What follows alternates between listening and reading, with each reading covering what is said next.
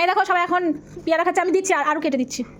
আমি বলছি সামনে মানে খাবে না, ও দাঁত নেই ভাঙা করে দিয়েছিল। ওই লাইটগুলো বন্ধ করো শোনা।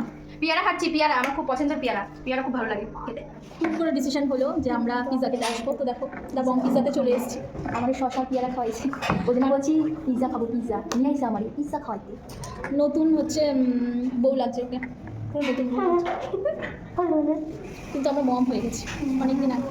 ওই যে ক্যাসেট দুটো বসে রয়েছে, দেখো ইঁদুরের মতো, কখন খাবে? ইঁদুরের মতো বসে রয়েছে। খাবে শাড়ি পরেছে, বুনো শুকর ব্যাঙও ডাকে, সে কোলা ব্যাঙগুলো আছে না, সোনা ব্যাঙ বলতে আমি সারা দিন পরে বললাম। দেখো আমাদের পিৎজা চলে এসছে, আর সোনা ব্যাং দুটো দেখো খাওয়া স্টার্ট করে দিয়েছে। ওরা তো পিৎজা পেয়ে ভীষণই খুশি। ওদের জন্য চিকেন পিৎজা অর্ডার করা হয়েছিল, আমাদের জন্যও করা হয়েছিল। ওদের জন্য একটা, আমাদের জন্য একটা, মানে ওরা দুজনা খেয়েছে, আমরা দুজনে একটা খেয়েছি।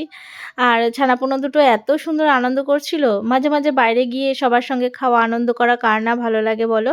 তো সেম আমাদের মধ্যে যেমন একটা বন্ডিং আছে না, সুন্দর একটা বন্ডিং, ওদের মধ্যেও সুন্দর একটা বন্ডিং তৈরি হয়েছে। তো পিৎজা তো দারুণ টেস্টি ছিল।